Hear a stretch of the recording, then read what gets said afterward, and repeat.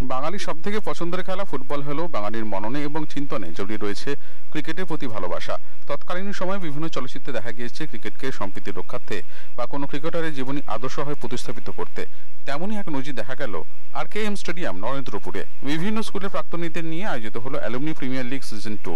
নববর্ষের দিন alumni premier লিগে সিজন 2 এর ফাইনাল অনুষ্ঠিত হয়। এর আগে সিজনে 10টি টিম অংশগ্রহণ করেছিল, এবছর 18টি টিম অংশগ্রহণ করে। প্রাকৃতিক বিপর্যয়ের কারণে বেশ কয়েকটি ম্যাচ সাপ্তাহিকভাবে পিছনোর কারণে ফাইনালটি অনুষ্ঠিত হতে অনেকটা সময় ব্যাহত হলো বলে জানিয়েছেন অ্যালুমনি প্রিমিয়ার লিগের অন্যতম উদ্যোক্তা অমৃতেন্দু ব্যানার্জি।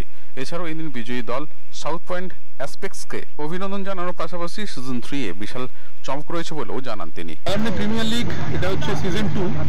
তো আমরা ফার্স্ট সিজনে 10টা টিম ছিল, এই সিজনে সেটা 18টা টিম খেলছে এবং এটা এই বছর একটু আমাদের এক্সটেন্ড হয়ে গেছে, কারণ বেশ কয়েকটা উইকেন্ডে ঝড় বৃষ্টি হওয়ার ফলে খেলাগুলো একটু পিছিয়ে গেছিলো, কিন্তু আলটিমেটলি আমরা আজকে ফাইনালটা করতে পারলাম এবং মানে সবাই অনেকদিন ধরে প্রতীক্ষা করে আজ কবে ফাইনালটা হবে।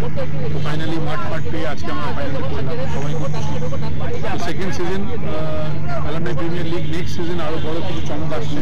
তো আমরা অলরেডি কাজ করা শুরু করে দিয়েছি।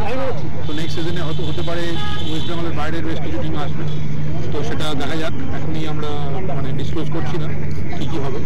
তো নেক্সট উইক থেকে আমরা কাজ শুরু করে দিচ্ছি এবং কংগ্রাচুলেশনস টু সাউথ পয়েন্ট বা aspects A team for becoming the champion of the season 2.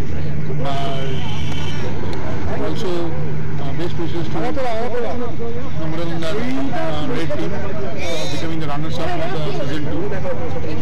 So definitely a good prestigious award. This is a full alumni championship happening in Kolkata. Alumni Premier League আবার পরের বছর আসছে। Very excited season 3 আশা করছি প্রচুর participation পাবো। খুব ভালো লাগছে। এটা অলওয়েজ একটা ড্রিম একটা প্লেয়ারের জন্য, যে তার স্কুলের ফাইনাল ম্যাচটা জিতবে এবং পাবে। So feeling very ecstatic and very happy. Next ইয়ারের জন্য কী ভাবনা? নেক্সট ইয়ারও সেমভাবে এরকমভাবে পারফর্ম করতে হবে। We need to keep our heads down and perform like we have always done. এই টিমটা লাস্ট 10 বছর ধরেই আমরা বানাচ্ছি, মেনটেন করছি, চালাচ্ছি।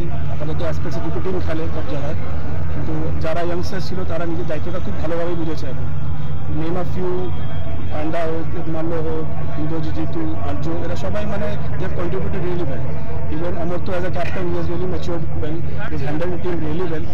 তো আমার দিক দিয়ে একটু ফ্রিলি খেলার জায়গাটা এখন বেড়ে গেছে, আমি আর চয়েস আর উইন খেলতে পারছি। দারুণ লাগছে। আমরা লাস্ট টাইমও চ্যাম্পিয়ন হওয়ার জন্যই ছুটেছিলাম।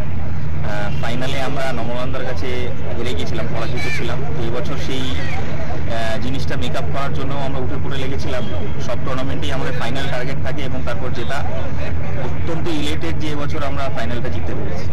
অ্যান্ড থ্রি পুরো ম্যাচের মধ্যে বিশেষ আকর্ষণ কী ছিল? পুরো ম্যাচে বিভিন্ন সময় ছিল। আমার মনে হয় আমাদের জোরে বোলার ইন্দ্রজিৎ খুব ভালো বল করেছে, আমরা সবাই খুব ভালো এফর্ট দিয়েছি মাঠে। স্টার্ট হয়েছে আর্যদা এবং রিকিদা খুব ভালো স্টার্ট করেছে, মাঝখানে অরিত্র, দেবমাল্য, পান্ডা, এগুলো একটা কম্প্যাক্ট ব্যাটিং পারফরমেন্স। আর ফাইনালের মতন ফাইনাল আমরা খেলেছি, 14 ওভারে ম্যাচটা বার করেছি। So we had scored many points on the field today. ম্যাচের আগেও কি এতটাই কনফিডেন্স ছিলেন? আমরা সবসময় কনফিডেন্টলি ক্রিকেট খেলি। ম্যাচের আউটকাম কী হবে সেটা ভেবে খেললে আমার মনে হয় পারফরমেন্স খারাপ হতে পারে। You give your best shot and then hope for the best. আমরা চেষ্টা করি যে আমাদের বেস্ট ক্রিকেট খেলবো, তারপরে যদি হেরে যাই তাহলে কিছু করার নেই। Either it was a bad day, আর নয়তো অপোনেন্ট বেশি ভালো খেলেছে, বাট কনফিডেন্টলি খেলাটাই আমার মনে হয় গিভস ইউ বেস্ট সুযোগ যে তুমি ম্যাচটা জিতবে। Report channel 10।